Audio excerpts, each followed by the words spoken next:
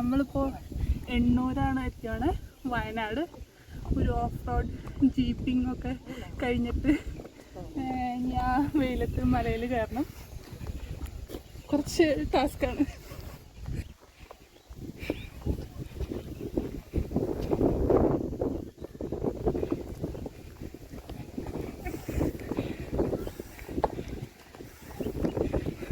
പകുതി കഴിയുമ്പോഴേക്കും വയ്യാണ്ടായി.